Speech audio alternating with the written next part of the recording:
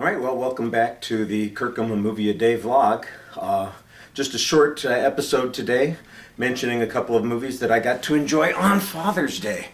It's nice when you have a great Father's Day weekend, like I did. On Saturday, we saw Man of Steel. On Sunday, we went to see, I went to see by myself, This Is the End. And then on Sunday evening, my family went with me down to the Egyptian Theater, and we saw Goldfinger and Indiana Jones and the Last Crusade. Well, as I've mentioned before, Goldfinger is my favorite James Bond film. So if you get to see a 007 film in a movie theater, that's always incredible. It looks great. We actually saw a 35mm print, so we were actually looking at a film, and it looked pretty good. I mean, you could tell it was a film. It was a little worn here and there around the edges, and the sound could have been a little stronger, because I really miss that big, brilliant brass sound at the beginning. It was more muted than I had expected it to be. On the other hand, the movie is of course fantastic. From that amazing opening where James Bond shows up wearing a snorkel disguised as a duck and then takes off his wetsuit and has a tuxedo on underneath. That's the whole start of this idea of James Bond as being James Bond. Before that, he was a spy, an interesting spy, good characteristics, fantastic stories. But when the movies took off, they took off with Goldfinger, and Goldfinger was in fact the big launching point for most of the James Bond films that came after. It was kind of the gold standard. It's my favorite title song. It's my favorite James Bond film. It's got great villains in it. The plot is really interesting.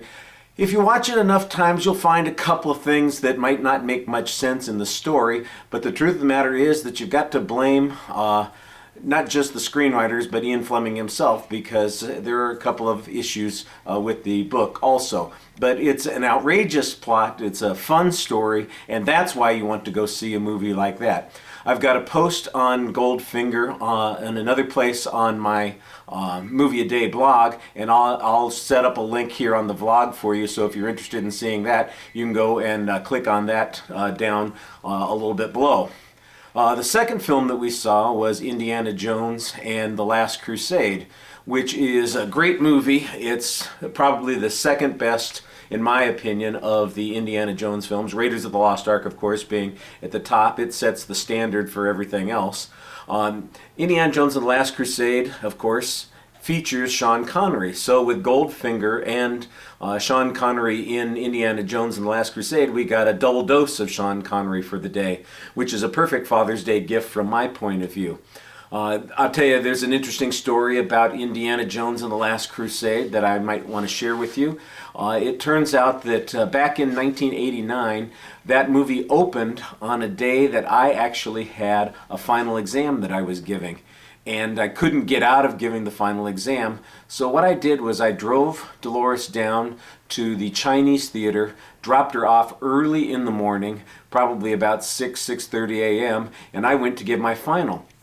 She went to what was the equivalent, I think, of a 9 a.m. or 10 o'clock movie screening.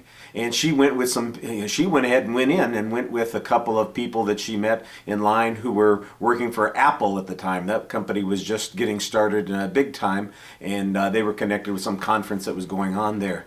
I got there much later in the day, probably about 1 in the afternoon. Just as she's walking out of the theater, we get back in line, go in, and so she saw it twice, once before I saw it, and second time immediately afterwards. And of course, it's a terrific film. I think most people feel a little bit sad thinking about River Phoenix and what happened to him down the road, but he made a terrific young Indiana Jones.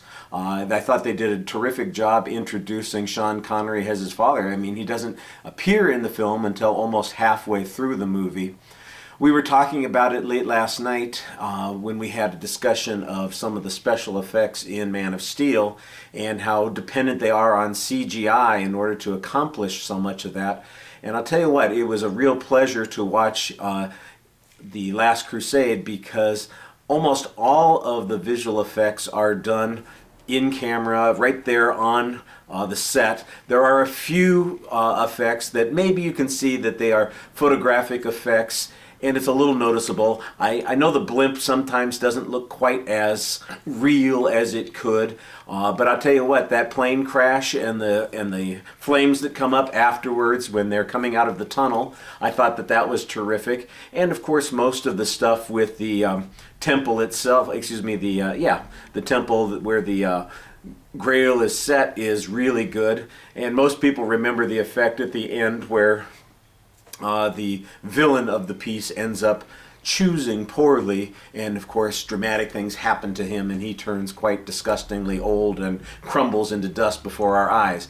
Nowadays I don't think it would be nearly as interesting an effect with the CG work. It was almost stop motion that you were looking at there, and the makeup effects were really effective, and they just did some amazing things there. The cast in Indiana Jones and the Last Crusade is wonderful. Like I said, you start off with River Phoenix in that pre-title sequence, basically very similar to a James Bond adventure. And then you've got Harrison Ford, you've got Denholm Elliott, who is hysterical, you've got John Rhys Davies, who has the pleasure and the privilege of appearing both, well, not just both, in Indiana Jones series, in the Lord of the Rings series, and he's also in 2 of the James Bond films. So this guy's got a really impressive career. And of course you have Sean Connery, who gets to play against type. He's playing kind of the befuddled, absent-minded professor in the film, and he's wonderful in that part. It's a little silly when he chases down all of the seagulls on the beach and gets them to swoop up into the sky to bring the plane down. But I'll tell you what, it worked. It has a lot of charm to it, and it was a lot of fun. I thought he played the dramatic parts pretty effectively. I love the conversation he and Harrison Ford have when they're on the blimp, where he says, "You left just when you were getting interesting," you know. And it's a good father-son relationship.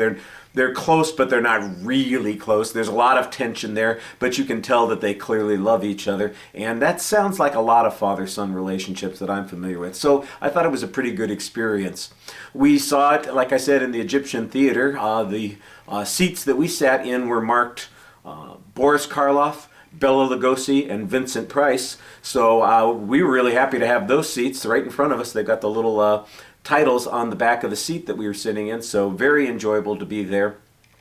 It's a little dangerous because Brian, who was the volunteer who was in charge of the screening that night, basically was trying to recruit people to volunteer to work for the Cinematheque and come down and give their time to the theater. And oh my gosh, now all I need is a reason to retire so I can go down there and spend my time doing that kind of stuff.